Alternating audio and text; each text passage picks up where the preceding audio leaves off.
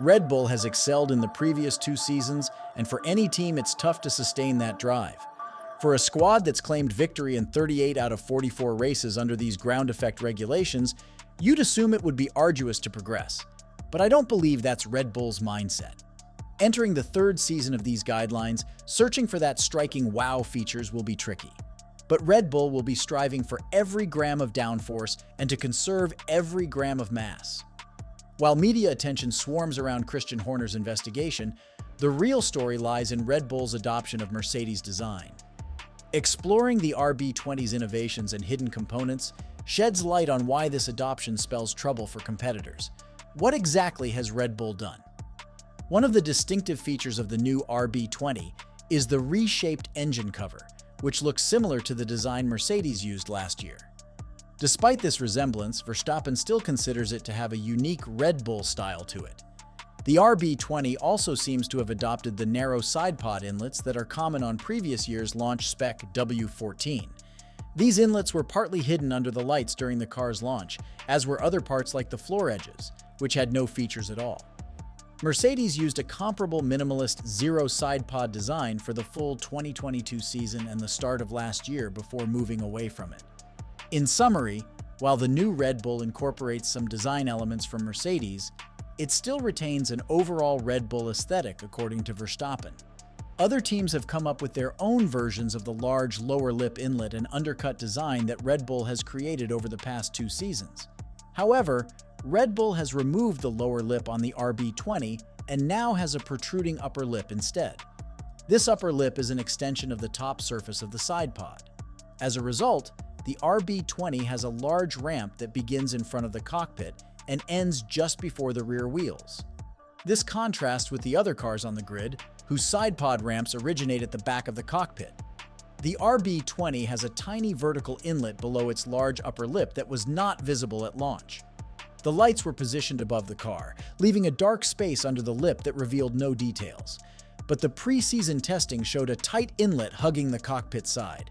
Apart from this, the RB20 has numerous other inlets that are distributed around the car. Most innovative ones are the 2 ducts just behind the driver's helmet on either side. They are placed at the top of the engine cover, just where the halo connects with the cannons of the engine cover. This allows channeling of cool air directly into the components, as placing them at the usual sidepod area will result in lower cooling efficiency. This allowed Adrian Newey, the mastermind behind the RB20 design, to have narrow inlets in the sidepod, thereby controlling the air under the sidepod bulge. Apart from the vertical inlet, it is also revealed during the preseason testing that RB20 have a thin horizontal inlet that runs across the upper lip area. This in a way shows that rather than using the W14 zero pod concept alone, they used the best of both worlds. This combination allows for channeling the air around the side pod in a controlled and predictable manner, which leads to stable generation of downforce.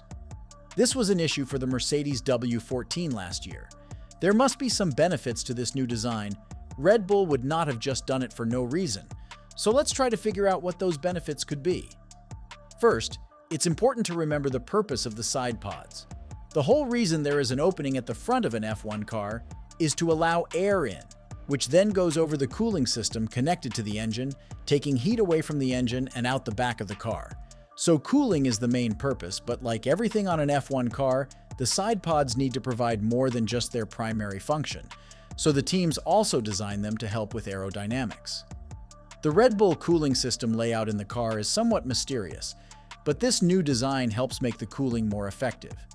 With fewer cooling parts, the car is lighter and faster. So if each part cools better, fewer are needed. Having fewer cooling parts also lets you minimize the external bodywork cross-section, particularly in critical downforce zones, which helps reduce drag. With their new side pod design, Red Bull has created side pods that are vertically narrow and sit very low on the car. The top of the side pod starts much farther forward than other teams' designs and incorporates the gully or water slide shape first used by Alpine. Having this large surface with a trough is ideal for aerodynamicists because it directs a lot of air toward the rear axle, diffuser, and beam wing, generating substantial downforce. And Red Bull has achieved this while decreasing the cross-section of the external bodywork to reduce drag. The key to a fast F1 car is minimizing drag while maximizing downforce, which this design accomplishes. The side pods on the W14 are very compact vertically yet extremely wide, creating a massive undercut area between the floor and side pod. This substantial undercut is the most obvious difference compared to the RB20. Mercedes never had such a huge undercut before, which is likely where they went wrong. The undercut directs airflow in two key ways. First, it guides air over the floor edges, which are vital for the Venturi tunnels underneath the car.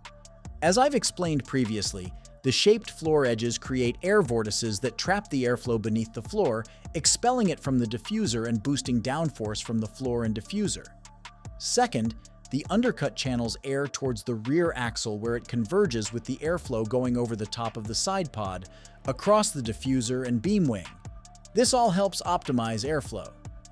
The RB20 has another fascinating modification to the side pods, the large shoulder or cannon that starts where the halo ends and extends back along the car. These cannons house additional cooling equipment.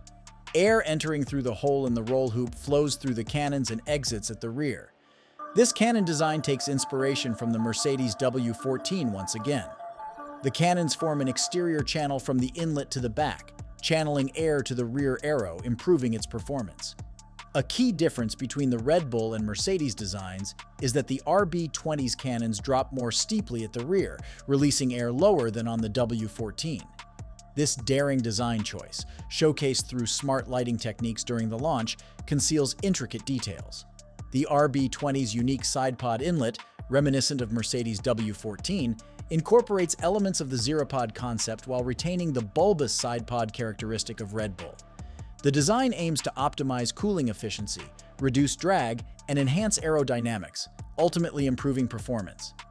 Key features such as the vertically compact side pod, wide undercut, and integrated cooling systems exemplify Red Bull's commitment to maximizing downforce while minimizing drag. Inspired by Mercedes' design cues, the RB20 introduces innovative elements like the shoulder cannons, further enhancing airflow and performance. In summary, Red Bull's RB20 represents a bold fusion of innovative concepts, signaling a potential shift in the F1 landscape. While drawing inspiration from Mercedes' discarded design, Red Bull's adaptation demonstrates their willingness to push boundaries and challenge conventions. As the season unfolds, competitors must reckon with the threat posed by Red Bull's daring engineering endeavors. Apart from these massively upgraded RB20 posing a threat to teams like McLaren, Mercedes, Ferrari, and Aston Martin, there is also the threat of Racing Bulls, formerly known as AlphaTauri, catching up to them. During the pre-season test held at Bahrain, the similarity of the Racing Bulls car to the RB19 was the hot topic of discussion among the paddock members. Particularly, McLaren CEO Zak Brown insisted that FIA should be taking steps to make sure that whatever the Red Bull and its sister teams are doing is legal. Brown stated in an interview that no other sport to my knowledge allows co-ownership of two teams that compete against each other. So I think the sport, as we're now in the budget cap era, has moved on to where we're trying to have 10 independent teams from a sporting, from a political, from a technical point of view. I think they, Red Bull, are very much playing by the rules. I have an issue with the rules, and believe the FIA needs to address this. He further went on to say regarding the ownership of two teams and how it creates unfair advantage in the sport, as he said, "But I think we're going to find if the intent of the cap in all sports is to have an equal playing field, then the way the rules are currently written aren't the same for everyone and you have pockets of teams.